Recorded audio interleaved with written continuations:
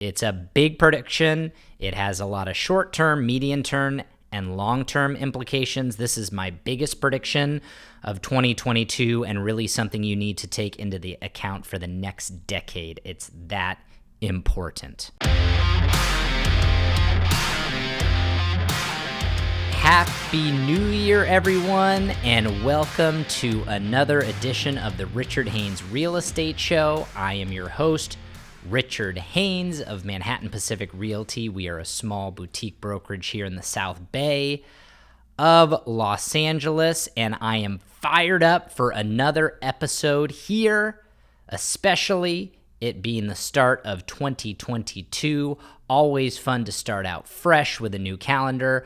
Always fun to catch up with clients about what they're planning to do to buy or sell. Always exciting in January here for our real estate markets. And even more so, it's always fun to kick off my weekly blog and my first podcast of the year because I like to do fearless predictions. My fearless predictions for the year 2022. We've got so much that has happened the last couple years with a downtrending market in 2019, coronavirus hitting in 2022, the crazy wild appreciation we experienced in 2021. What the heck is next for the real estate market in 2022 and specifically the South Bay here in LA? I am pumped to share with you guys. I do this every year. I have 5 predictions this year. We're going to go over 4 predictions for 2022. I'm going to give you some insight, some opinions, anecdotal, some data-based, some research I've done, etc. It's going to be fun. 4 predictions for the South Bay and LA here, and then 1 long-term prediction. Every year I do a long-term prediction that really won't pan out for years, if not decades, but we've been doing this long enough where I might start looking back at some long-term predictions and sharing with you guys what the results were. So without further ado, let's get to the 2022 Fearless Predictions. Before I get to the list, I'm going to start off with a little market recap, give you a little refresher on what happened in 2021, really towards the end of November. If you wrapped up the year ending in November, I'm going to get you new numbers next week. But let's recap what happened to South Bay real estate in 2021. Look, we had a simply insanely incredible year for prices. Prices surged in 2021.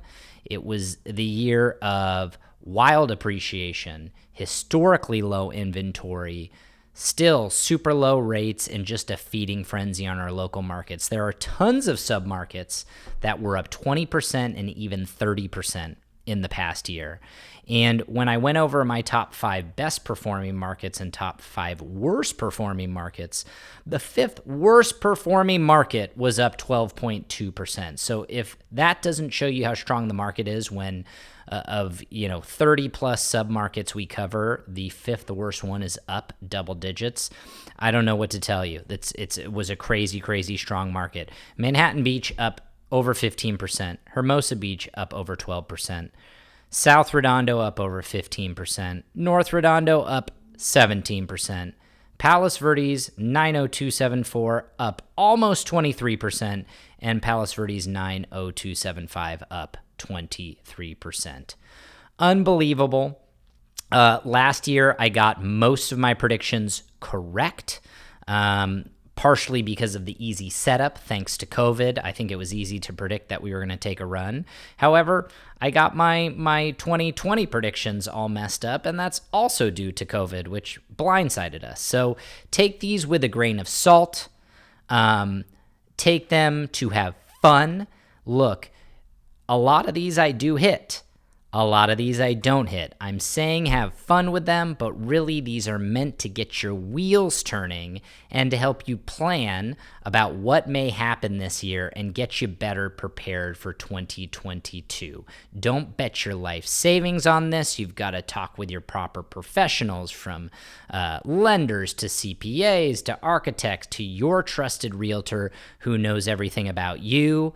Take some of these, maybe go after some of the predictions. Don't bet your life savings.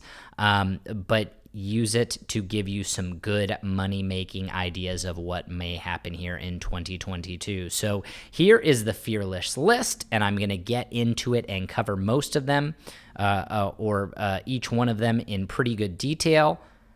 Let's start it. Prediction number 1. An incredibly strong year of growth. Yet again, I am betting another double-digit gain in prices. Prediction number 2, rising interest rates and falling affordability fail to materialize. I'll get into more of what that means in a bit. Prediction number 3, millennials drive a housing boom this year and beyond. It's a big prediction. It has a lot of short-term, medium-term, and long-term implications. This is my biggest prediction of 2022 and really something you need to take into the account for the next decade. It's that important.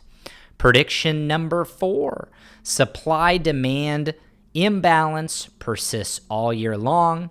People will remember it's been a feeding frenzy for houses. As a result, we've seen record low inventory. That was something that really took a hold on the market for most of the year, but we really saw an acute inventory squeeze second half of the year rolling into fourth quarter, and that is going to persist into 2022 and make it tough on buyers. And then the 5th and final prediction, which is my long-term bet, NFTs become the preferred contracts of real estate. If you don't know what an NFT is, that stands for non-fungible token. Non-fungible tokens on the blockchain will become the preferred contracts of real estate. There you have it. Let's get into each one in detail. Prediction number 1, an incredibly strong year of growth. Yet again, I am betting double-digit price gains. Now, for those of you that don't follow me, haven't read the blog for all 6-7 years that I've been doing it, who haven't been following the podcast, you'll know that I have never, ever, ever been super bullish on predictions. I tend to be more conservative. I'm not afraid to call a dip in the market, whereas a lot of realtors will be like, the market's always going up.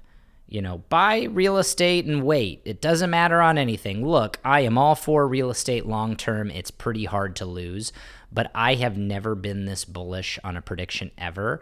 I am betting double-digit growth in prices after we've already seen 15, 20, and in some areas 30% growth.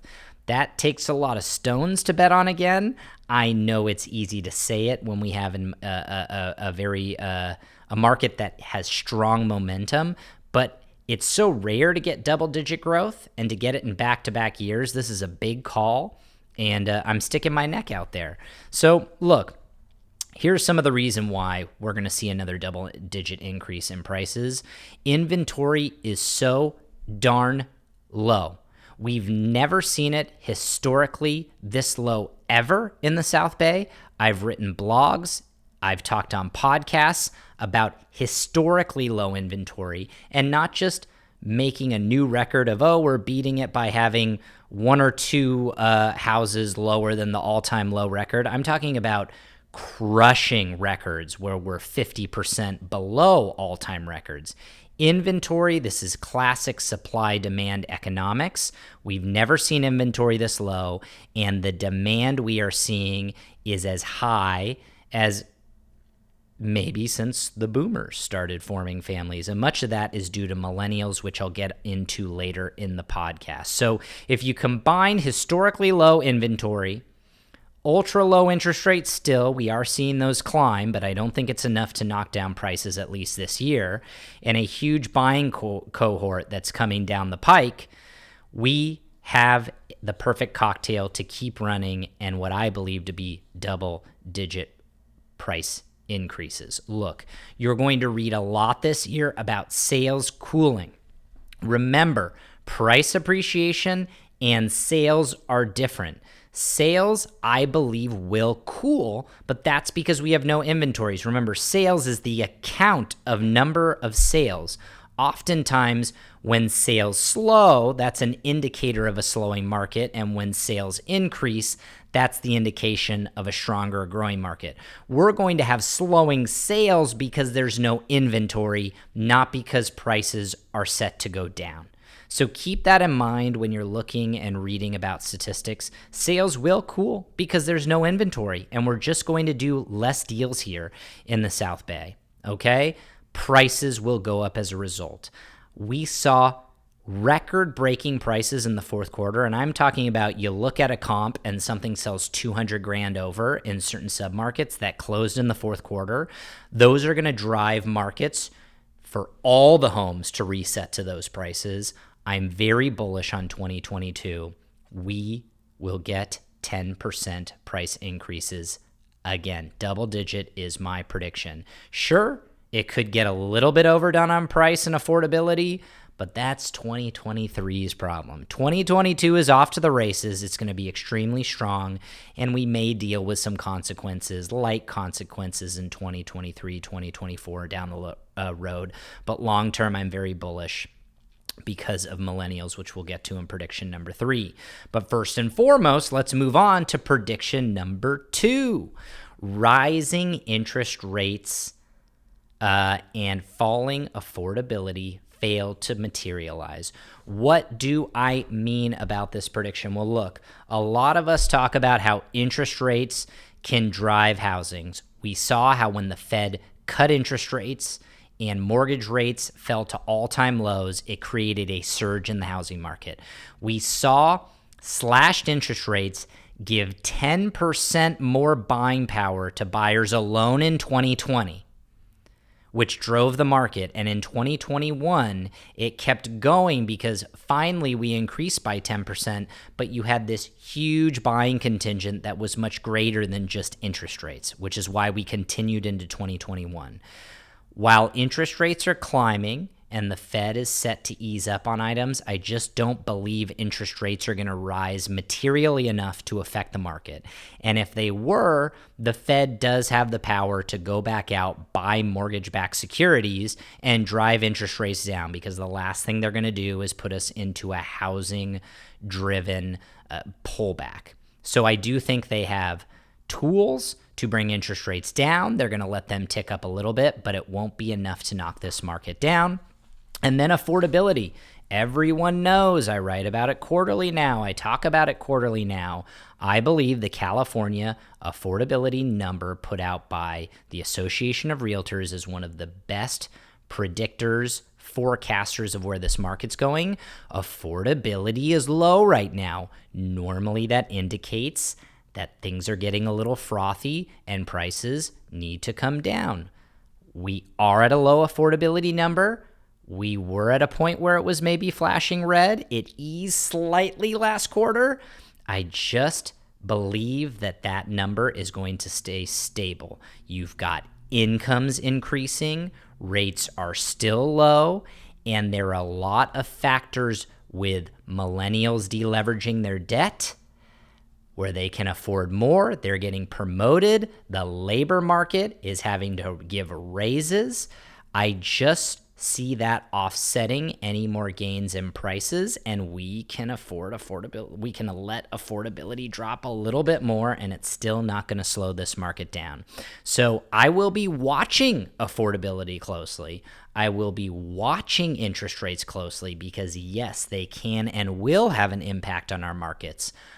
But I don't believe that interest rates and affordability will get worse, quote unquote, to impact and slow down this market. So we fail to materialize rising interest rates and low affordability to knock down this market. Prediction number 3, millennials drive short-term and long-term housing boom. This is a big bet by me, not just for 2022, but medium term and long term. I am a big believer, after doing research, that millennials are going to drive a long-term housing boom. Let me explain. A 2021 National Association of Realtors report shows that millennials make up the largest cohort of buyers in the country. A massive 37% of buyers in this country are millennials. They make up 37% of buyers. That is the largest cohort by far. In fact, their share is so large that the Association of Realtors breaks them down into two categories: young millennials and old millennials. Young millennials hold 14% share of the marketplace. Old millennials hold 23% share of the marketplace. Those old millennials range between 31 and 40 years old, and those young millennials range between 22 and 30 years old. So look, older millennials generally are beginning family formation. Millennials got a slower start compared to their boomer counterparts, which is a more applicable size of a demographic. They are starting to form families 31 to 40 years old. That's the older generational cohort, and why I believe NAR breaks it down that way. That group is really driving big, strong demand. But you also have a equally as big large cohort. I know they're smaller by share, but as these millennials get older, they're going to earn more income, have bigger buying power. 22 to 30 years old shows that there's still a long tail in this millennial cohort that will have an impact on this market. These ages are getting into their prime buying years. Not only are they getting into their prime buying years, first-time home buyers, maybe a few moving up, but according to data compiled by Fundstrat, and they compiled data through Bloomberg and BEA and NAR and the U.S. Census Bureau. And they looked at past demographic shifts, and they said the U.S. economy typically does very, very well when large population demographics head into what they call prime leverage years. So you're making money, you're growing your income, you're spending it, you're comfortable in leveraging income. If you're 80 years old and in retirement, you're generally deleveraging and not taking on leverage. If you're making more money, growing your balance sheet, you're taking on more leverage because you're making more in the future, you're bullish on the future, you're building assets and wealth. Well, guess what? What does prime leverage age mean? Well, basically, what Fundstrat defines prime leverage age as 30 to 48 years old. They found that people take on the most leverage and grow their balance sheet with leverage between 30 and 48 years old, and that the economy performs best when a large demographic hits their prime leverage age. They went back and studied when boomers hit their prime leverage age, and it was an absolute boom. Well, guess what? Millennials are bigger of a cohort. They got a later start, and they are now coming into their prime leverage years. They are predicting millennials will create a boom in the economy, and leverage means a boom in housing. Fundstrat sees a millennial age group accelerating their income prime leverage years through 2026. So we're at the beginning of 2022, another 4 years in acceleration of leverage building and booming the economy, and it won't decelerate until well into the 2030s because of how long tail that millennial cohort is with young millennials. So we could be in another decade boom. So what does this mean? This means car purchases, traveling, stock market booms, and yes, a frenzied buying cohort. Let me tell you, when boomers were in their prime leverage years, you had, right before boomers went to their prime leverage years, you saw a decade of stock market growth in the 70s grow. Gosh, I have my notes here incorrect. It looks like 77% growth in the stock market in the decade of the 70s. When the boomers got into their prime leverage years, the 80s saw stock market growth of 400%, not 77%. The 80s saw 400% growth of the S&P cumulative in that decade. And in the 90s, it saw another 433% cumulative growth in the S&P. That was during the boomers' prime leverage years. In the 2000s, negative 9%. So you can see how as the boomers got older and their kids went off to college, they had already bought their homes, they had saved for college, they sent them off. It didn't boom as much. Fundstrat believes, and I agree with them, that we are going to see a boom with millennials getting into their prime leverage years. I will think what the boomers meant for minivans, what the boomers meant for housing and the stock market, we're going to see it again in 2022 in the short term, and we're going to see it through the decade, if not well into the 2030s. Millennials will be the main driver in this frenzied housing market, and I believe so in the next decade. Do not bet against demographics. And if you want to read up more on that, I have a couple books. You can email me, call me, text me, and I'll give you some books on demographics and why I'm so bullish because of the millennial cohort becoming of age, making more money, and getting into their prime leverage years. Prediction number 4 for 2022, supply-demand imbalance persists all year. Look, there has been no inventory relief. Every deal we've swung and missed on in December or been lucky enough to get in January, prices are going that much higher and there is no relief in sight. Most sellers, if they want to sell, cannot afford the next home in their marketplace because their income hasn't kept up. If they're retiring or moving out of state, they're still worried about acquiring a house if they were to sell their house now. the South Bay, doesn't have any more massive land to add any more significant inventory by builders. There's areas in Texas or even Austin where you can just pick up a piece of land and build 100 more homes. That doesn't exist here in the South Bay. And then further, you have millennials forming families, just as we had talked about, beginning their prime leverage years. And if boomers can't afford to buy their next house or they're afraid of buying their home in Palm Springs, they're all staying put. If millennials who bought their first home 5 years ago are too afraid of being able to find their next home, they stay in their current home. And then other people just can't afford, period, to buy the next home, so they don't move, and there's no significant inventory coming by builders. We're just not seeing sellers coming out like we need them to with all the demand we have from buyers today. I don't see any solutions for these problems. We have to see inventory climb before we see prices get knocked down or see a market at more equilibrium. I just don't see it. We're going to be imbalanced with supply for all of 2022. Prediction number 5, the last and final prediction, is a long-term bet, is that NFTs become the preferred contracts of real estate. Now, look, this is a long-term bet. If you're not familiar with NFTs, they are non-fungible tokens. They live on the blockchain. The blockchain is a digital ledger that people trade things like Bitcoin on or Ether on the Ethereum blockchain. It is basically a way to keep track of contracts or cryptocurrencies. Most NFTs now are smart contracts that artists are using to sell pieces of art, or a band is using to sell tickets.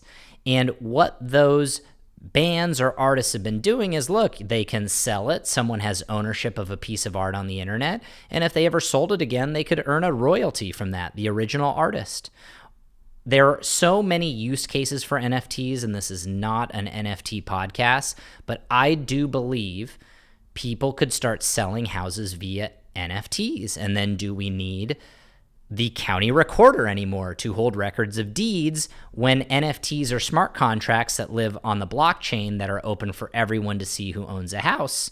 Do we need title insurance anymore? Do NFTs allow for easier transactions, et cetera, et cetera? I don't know how the future will come of it because there will be people who will use NFTs in creative ways.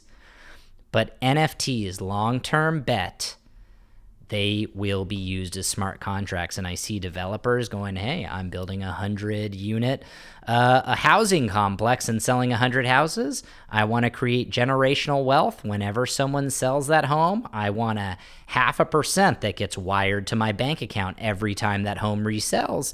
And if they sell them all at a compelling price, home buyers might be okay with that, and then they just created generational wealth for family members or for themselves to take little cuts of those resales every time. I'm only using a royalty example because that's easy to explain. There's so many other use cases that this can be used for, but NFTs are the real deal, and I think they'll be used in real estate in the long term. So to wrap up the podcast today, a little bit longer than we normally do, I am more bullish than I have ever been on prices, and I'm never super bullish on predictions, so it shows you how strong I think this market is, and that will continue. I firmly believe that there are economic, demographic, and geographic tailwinds in the South Bay, from amazing tech companies to high-earning millennials to no more land that will keep the South Bay rolling in 2022. I think you can't go wrong owning real estate long-term. Of course, there can be some repercussions if we overheat in the next year or two, but long-term, I think you're going to do very, very well. And remember, none of this comes without risk. Real estate is not guaranteed. It can go down. You've got to do your own homework, solicit advice from the proper professionals, but ultimately, I hope this gets your wheels spinning on how to plan for your sales or your buys. I think it's going to be a great year for price appreciation. Enjoy the ride if you're an owner. If you're a buyer, get aggressive, lock something up sooner rather than later. You guys, Happy New Year. Happy 2022. I'm wishing you a prosperous year. I'm going to be bringing you a lot more podcasts, one this month again, and a weekly blog. I'm looking forward to working with each and every one of you if I can. And if you're just a passive listener or reader, thank you for following along. Have a great year, and I'll see you on the next episode of the Richard Haynes Real Estate Show. Take care.